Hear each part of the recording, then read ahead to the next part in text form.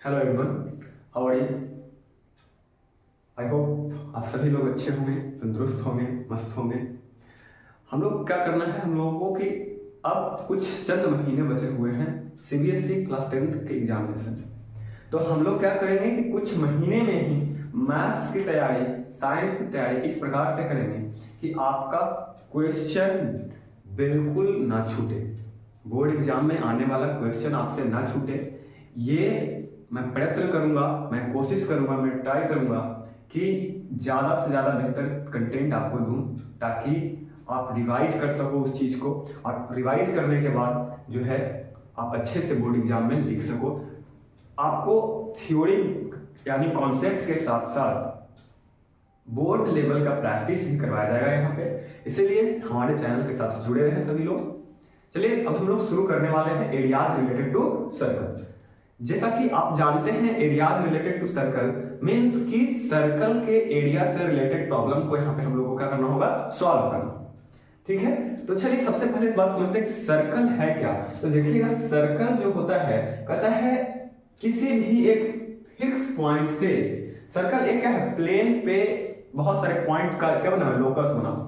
ठीक है, और ये इस वे में मूव करता है कि एक फिक्स्ड पॉइंट से सभी पॉइंट का डिस्टेंस जो होता है वो क्या होता है, सेम होता है। ठीक है, अब इस सर्कल का जो सारा पॉइंट है वो एक फिक्स्ड पॉइंट से सारे पॉइंट का डिस्टेंस क्या होता है, सेम होता है, और यही जो डिस्टेंस होता है इसको क्या कहते हैं, रेडियस कहते हैं। क्या कहते हैं, रेडियस कहते हैं। And radius is denoted by small r. Generally small r से लिखते हैं। अगर दो रेडियस है, जैसे दो सर्कल दे दिया गया है, एक बड़ा सा सर्कल है और एक छोटा सा सर्कल है, तो वहां पे हम लोग डिनोट करने के लिए एक स्मॉल आर और एक कैपिटल आर का प्रयोग कर सकते हैं, यूज कर सकते हैं। और आप जैसा जानते हैं, अगर ज्यादा दिया हो तो R1, R2, R3, R4 ऐसा करके भी क्या यूज कर सकते हैं हम लोग। ठीक है, अब उसके बाद बात करते हैं, यही सर्कल का जो ये रेडियस हो गया, इसी को डबल कर दिया जाए। डबल कर दिया जाए मतलब स्ट्रेट लाइन सीधे इसको इस पॉइंट तक मिला दिया जाए, तो ये आपका जो बनकर तैयार हुआ, इसको क्या बोलेंगे, पूरा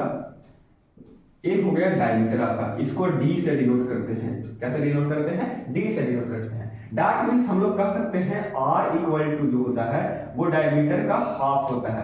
आर जो होता है डायमीटर का क्या होता है, हाफ होता है, और diameter equal to 2 into r, यानी डायमीटर जो होगा वो रेडियस का कितना टाइम्स होगा, 2 टाइम्स होगा। यहाँ पे से ये चीजें क्लियर है। ठीक है, अब सर्कल में ही देखें तो सर्कल का जो बाउंड्री है, ये जो बाउंड्री है, ठीक है, ये जो बाउंड्री आप देख रहे हैं, ये सर्कल का जो बाउंड्री है इसी को पेरीमीटर भी कहते हैं। तो दैट मींस सर्कल का जो पेरीमीटर हो गया, इसका नाम है सर्कमफेरेंस। क्या नाम है इसका, सर्कमफेरेंस। क्या नाम है, सर्कमफेरेंस। और सर्कमफेरेंस को किस से डिनोट करते हैं, सी से। किसी भी सर्कल का जो बाउंड्री है, यानी इसका जो पेरीमीटर होगा वो क्या कहलाएगा, सर्कमफेरेंस कहलाएगा। ठीक है, सर्कमफेरेंस कहलाएगा। अब सर्कल के किसी भी दो पॉइंट को अगर हम लोग मिलाते हैं, ज्वाइन करते हैं, तो ये आपका बनता है कॉर्ड। क्या बनता है, कॉर्ड बनता है। क्या बनता है, कॉर्ड। सर्कल के दो पॉइंट को मिलाएंगे, क्या बनता है, कॉर्ड बनता है। ठीक है, अब आगे देखेंगे हम लोग, सर्कल के दो पॉइंट को मिलाए तो वो क्या बना, कॉर्ड बना। चलिए अब देखिएगा,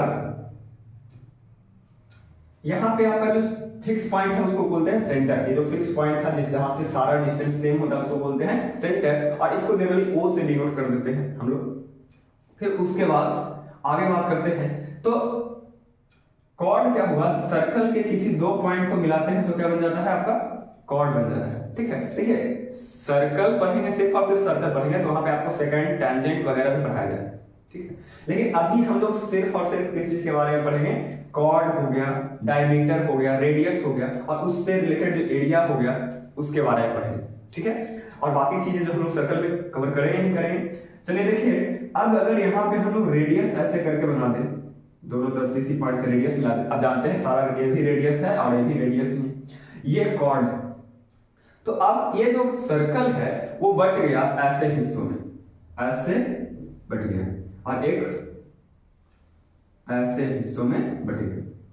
तो देखिए कहता है, और ये जो इतना दूर जो बना ऐसे करके, सर्कल का जो पार्ट है, सर्कल का जो बाउंड्री का जो पार्ट हुआ, इसको बोलते हैं क्या, लेंथ ऑफ आर्क, क्या बोलते हैं, लेंथ ऑफ आर्क, या इसको आर्क बोलते हैं, ठीक है। इधर से ये मेजर आर्क हो जाएगा और ये माइनर आर्क हो जाएगा। मेजर और माइनर किस चीज पर डिपेंड करता है, तो मेजर और माइनर डिपेंड करता है यहाँ पे सेंटर पे कितना डिग्री का एंगल फॉर्म हो रहा है।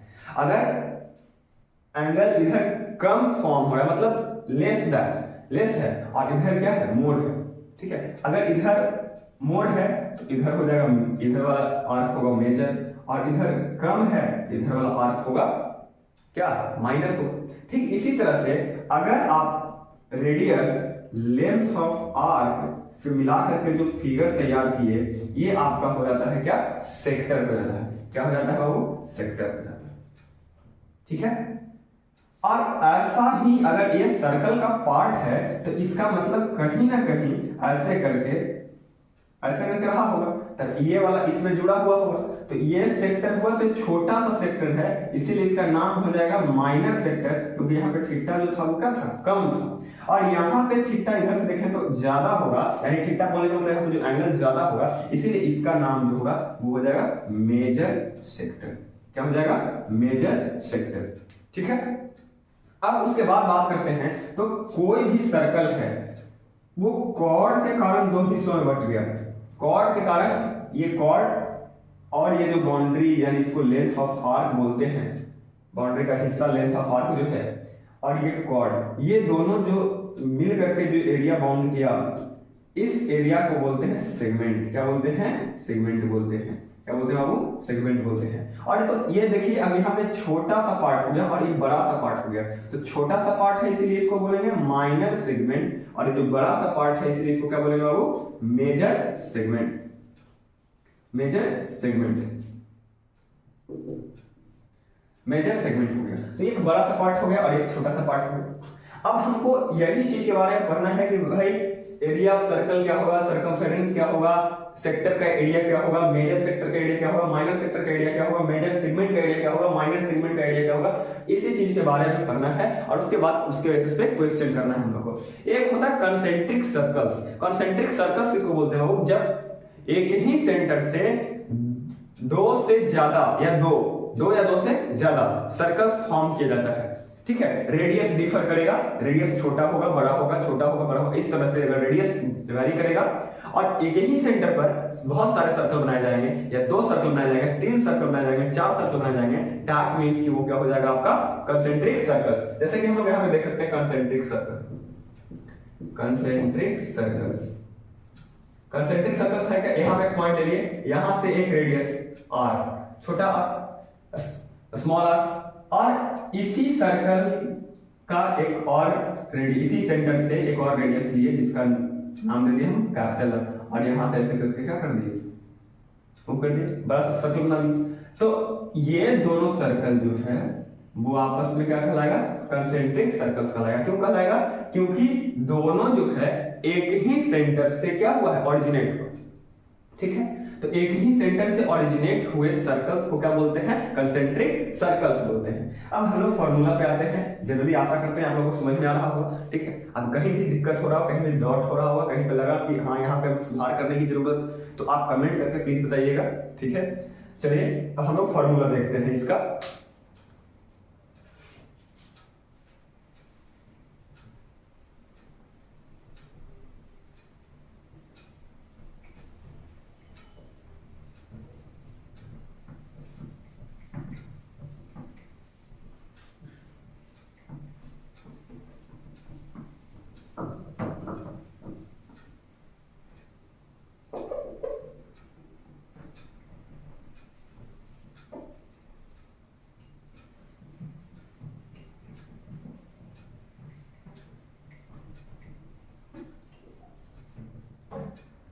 देखिए सबसे पहला नंबर फॉर्मूला है कि भाई एरिया ऑफ सर्कल क्या होगा। एरिया ऑफ सर्कल क्या होगा, आप जानते हैं क्या होता है, पाई आर स्क्वायर।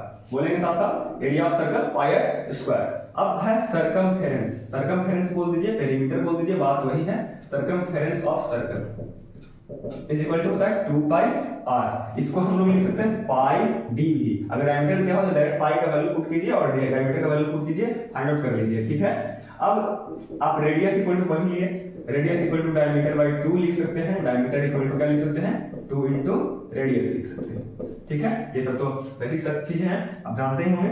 चलिए अब उसके बाद बात करते हैं कि एरिया ऑफ सेगमेंट की, एरिया ऑफ सेक्टर की पहले बात कर लें हम लोग। Area of sector equal to होता है pi r square theta by 300 कितना डिग्री 60 डिग्री। क्यों हुआ जरा देखिएगा, सेक्टर किसको बोलते हैं, ऐसा होता है सेक्टर। यहाँ पे थीटा एंगल बनाया हुआ है, यहाँ पे आर है, ये भी आर है, ठीक है। अब होता क्या है कि आप पूरे सर्कल का तो एरिया पाई आर स्क्वायर हो ही गया, ठीक है। और ये एक हिस्सा है, क्या है, हिस्सा है। तो कौन सा हिस्सा है, क्योंकि जानते हैं टोटल एंगल कितना होता है 360 डिग्री होता है, और ये कितना एंगल कंटेन कर रहा है, मान लें थीटा एंगल कंटेन कर रहा है। तो पाई आर स्क्वायर का कितना पार्ट है, ये थीटा बाय 360 पार्ट है, इसीलिए pi r square into theta by 300 क्या कर देते हैं 60 करते हैं, तो एरिया ऑफ क्या निकल जाता है, सेक्टर निकल जाता है। कोई दिक्कत नहीं। अगर एंगल बड़ा रहेगा तो एंगल बड़ा लिखिएगा, एंगल छोटा रहेगा छोटा लिखिएगा, कोई दिक्कत नहीं। मेजर और माइनर के लिए कोई दिक्कत वाली बात नहीं है। अगर बोल दिया कि माइनर सेक्टर, माइनर यहाँ पे थीटा दे दिया 90 डिग्री, ठीक है, और थीटा दे दिया 90 डिग्री, पूछ रहा है मेजर सेक्टर का निकाले, तो मेजर सेक्टर पहले 360 माइनस थीटा कर देंगे तो कितना हो जाएगा 270, और 270 एक मेजर एंगल हो गया, और ये मेजर एंगल हो गया, इसको वैल्यू पुट करके वहां पे क्या कर सकते हैं, निकाल सकते हैं। अगर ऐसे नहीं निकालेंगे तो pi r square minus pi r square theta by 360 कर देंगे तो भी निकल सकता है, कोई दिक्कत वाली बात नहीं है। उसके बाद आगे बढ़ते हैं, एरिया ऑफ सेगमेंट की बात करें।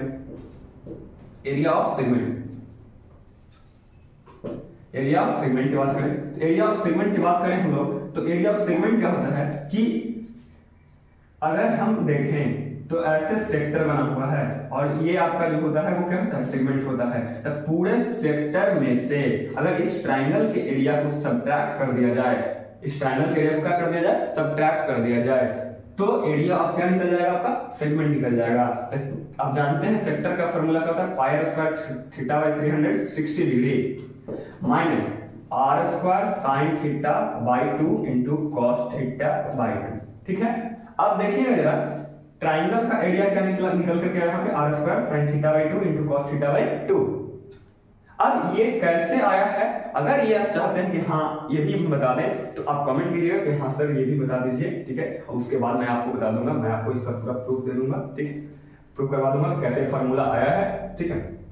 चलिए, ऐसे r square sine theta by 2 into cos theta by 2 होता है। अब यहाँ पे ध्यान देने वाली बात है, थीटा अपॉन 2 है, ना कि साइन थीटा अपॉन 2, ठीक है। अब देखिएगा there are differences between theta by 2 and sine theta by 2। क्यों, थीटा बाय 2 बोले का मतलब पहले एंगल को 2 से डिवाइड करेंगे, उसके बाद देन साइन का वैल्यू निकालेंगे, और यहाँ पे साइन थीटा बाय 2 मतलब साइन थीटा का ही वैल्यू निकालिए, उसके बाद हाफ कर दे, तो दोनों के बीच में डिफरेंस हो जाएगा, इसीलिए सिर्फ थीटा अपॉन 2 है, और यहाँ भी थीटा अपॉन 2 है। अगर इसी चीज को लिखना चाहे हम लोग दूसरे तरीके से तो हम लोग लिख सकते हैं पाई आर स्क्वायर, इसको माइनस सेगमेंट कर दीजिएगा, इसको pi r square theta by 360 degree minus 1/2 r square sine theta,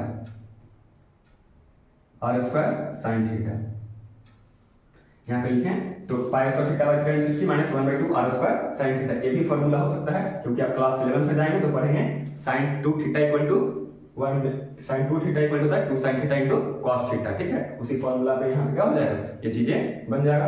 अब उसके बाद जब आगे देखें हम लोग तो area of major segment, area of major segment equal to होता है pi r square minus pi r square theta by 360 degree plus r square sine theta by 2 into cos theta by 2।